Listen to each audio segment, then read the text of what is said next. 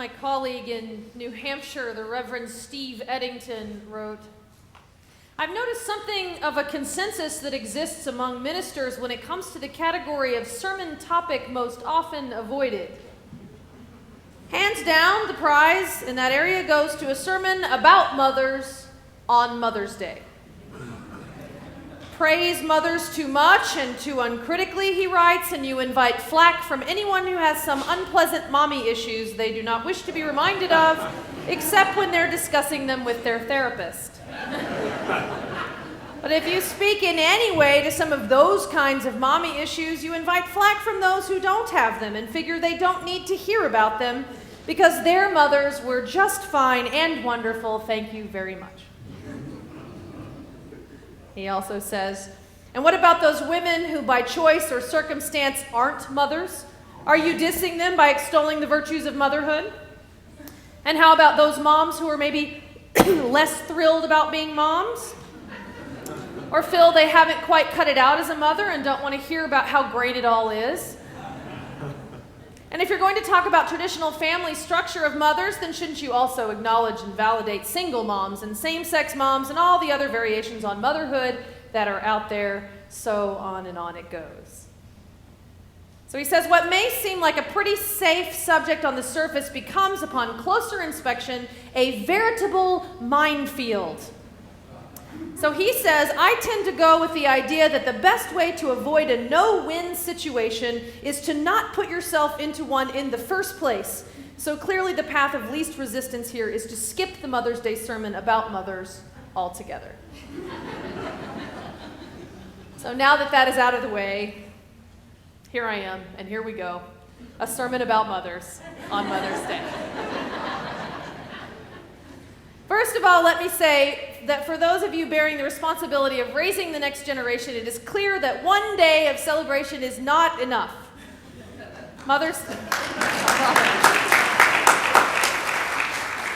Day is merely a placeholder for all of the other doting that we should be doing on a daily basis.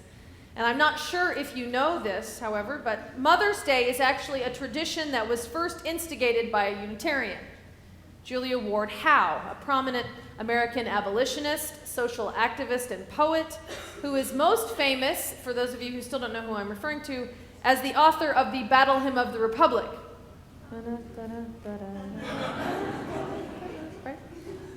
In 1870, having lived through the violence of the Civil War and in response to the unfolding Franco-Prussian War, Julia Ward Howe wrote a Mother's Day proclamation. In that proclamation, she called on mothers all over the world to rise up and teach humanity charity, mercy, and patience. That shouldn't be too tough, right? No problem, Julia. We'll just add that little tiny responsibility to the laundry list of things to do, fit somewhere between lack of sleep and laundry and meal preparation and entertaining and homework and recycling, and career and vaccinations and exercise and music lessons and religious education. Oh, and we need to teach them to share. It's quite a load to bear, isn't it? And then there's that physical load, too, of motherhood. It kind of reminds me of a pack mule. I just got back from Boston last night, and I was checking my bag. There was a family in front of me, a mom and a dad. There was a child about 4 and a fairly new baby. They checked 6 enormous bags, 2 car seats, and a small dog. They actually checked the dog. As they walked away, they were still loaded down like pack mules, and as they walked away from the ticket counter, they had to come back at least 3 times because they left things: a wallet, a boarding pass, a bottle. And what was Julia actually calling them to be responsible for again, besides their children's lives? Oh yeah, right. Charity, mercy, and patience.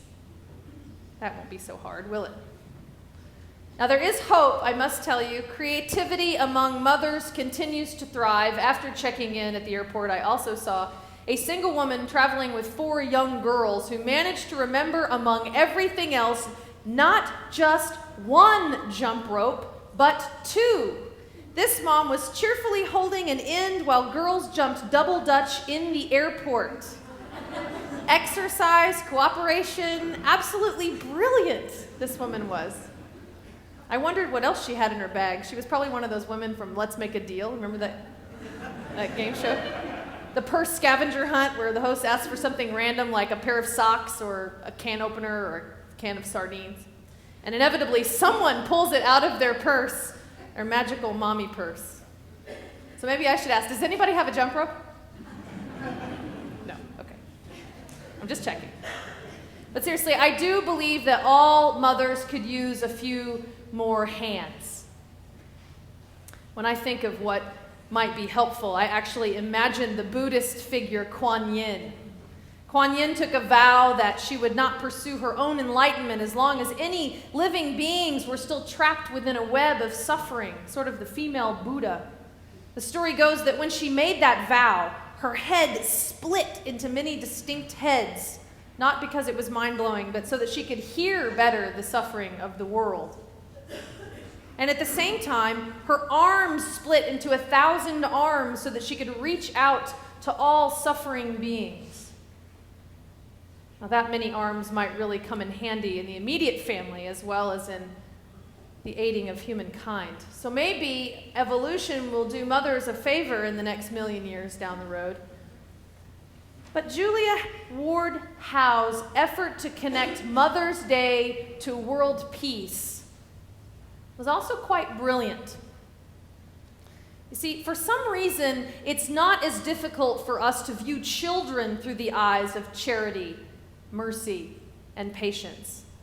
Well, maybe sometimes, but most of the time, it's easier to see children that way. But seeing adults through the eyes of charity and mercy and patience is definitely more challenging. If we did more of the world, there would be more peace in the world, I believe. So when we can hold in our hearts the humanity of a stranger, their unique gifts and their perspective that they have to offer the world, it becomes a little bit easier to work through conflict. When we can hold in our hearts their inherent value, look at someone with whom we might be in conflict as though we are looking through the eyes of a mother, looking at them as their child. And what happens is our perception changes.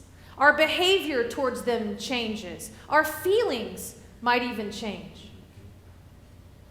Now, in the Christian scriptures, a central message of Jesus is, of course, to love thy neighbor. And the question that inevitably follows is, who is thy neighbor? And who is thy family? Thy brother and sister? So in a sense, Jesus also asks us to consider looking beyond family ties to strangers and friends, maybe through the eyes of a mother. Now, in John's account of Jesus' life at the crucifixion, Jesus saw his mother there, and he saw the disciple whom he loved standing nearby. He's being taken to be crucified, and what he says to his mother is, "Dear woman, here is your son," and points to the disciple. Jesus challenges us to widen our circle of who is considered to be neighbor and who is considered to be family. And Mother's Day is an ideal opportunity to practice this. It's a good day to remember that none of us would be here if it were not for those who nourished us and cared for us when we could not nourish and care for ourselves. If it weren't for those who mothered us, those who saw us with the eyes of a mother, we would not be here. So when we imagine those in our lives as children, when we look at them through the eyes of a mother, fault lines appear in the places where our hearts may have been hardened.